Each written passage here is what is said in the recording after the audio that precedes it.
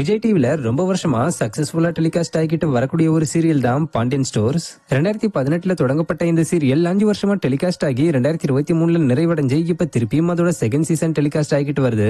இதுல பல முக்கியமான ஆக்டர்ஸ் நடிச்சுக்கிட்டு வந்தாலும் ஒரு சில ஆக்டர்ஸ் மட்டும் தான் ஃபர்ஸ்ட் சீசன்ல இருந்து அப்படியே செகண்ட் சீசன்லயும் தொடர்றாங்க. சோ அதுல ஒருத்தங்க தான் ஆக்ட்ரஸ் ஹேமா ராஜ்குமார். இவங்க ஃபர்ஸ்ட் சீசன்ல மீனான்ற கேரக்டர்ல நடிச்சு மக்களை கவர்ந்தது மட்டும் இல்லாம செகண்ட் சீசன்லயும் மீனான்ற கேரக்டர்ல தான் நடிச்சுக்கிட்டு வராங்க.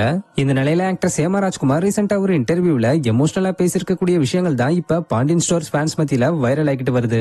அதுல அவங்க என்ன பேசிருக்காங்கன்னா, எனக்குமே நான் எந்த தடை வந்தாலும் எனக்கான கமிட்மெண்ட்ல முழு ஈடுபாடோட இருக்கணும்னு நினைப்பேன். இதனாலேயே நான் கன்சீவா இருந்த டைம்ல கூட தொடர்ந்து ஒர்க் பண்ணிருக்கேன். டெலிவரிக்கு ஒரு வாரத்துக்கு முன்னாடி வரைக்குமே நடிச்சுக்கிட்டு தான் வந்தேன். சொல்லப்போனா டெலிவரி ஆகி 1.5 மாசத்திலேயே திருப்பியும் நான் வேலைக்கு கிளம்பிட்டேன். ஆனா எனக்கு குழந்தை பிறந்ததுக்கு அப்புறம் நான் பாண்டியன் ஸ்டோர்ஸ்ல நடிச்சுக்கிட்டு இருந்த டைம்ல ரெண்டுத்தையும் ஹேண்டில் பண்ண முடியாத சூழ்நிலைக்கு தள்ளப்பட்டேன். ஆக்சுவலா என் குழந்தை பருவத்தை விட்டனா திரும்ப எனக்கு அது கிடைக்காது.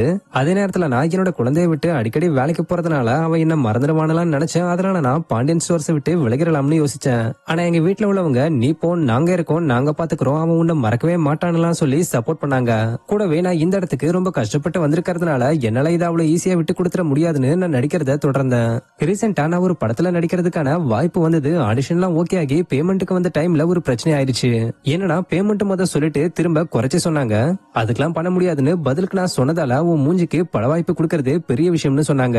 அப்புறம் நான் என் மூஞ்சிக்கு கிடைக்கலனா வேற எந்த மூஞ்சிக்கும் கிடைக்காதுன்னு நினைக்கிறேன். என்னால இனிமே இந்த படத்துல நடிக்க முடியாதுன்னு சொல்லிட்டேன். பட் அதுக்கப்புறம் என்ன ஆச்சுன்னு தெரியல, அந்த படம் டிராப் ஆயிருச்சுன்னு சொல்லிருக்காங்க. இப்படி இவங்க பேசிருக்கக்கூடிய விஷயங்கள் பாண்டியன் ஸ்டோர்ஸ் ஃபேன்ஸ் மத்தியில வைரல் ஆகிட்டு வருது. சோ பாண்டியன் ஸ்டோர்ஸ் ஹேமா ராஜ்குமார உங்களுக்கு எந்த அளவுக்கு பிடிக்கும்ன்றத கமெண்ட்ல சொல்லுங்க. இது மாதிரி சீரியல் சம்பந்தமான அப்டேட்ஸ்க்கு மறக்காம நம்மளோட சேனலை சப்ஸ்கிரைப் பண்ணிக்கங்க. தேங்க்யூ.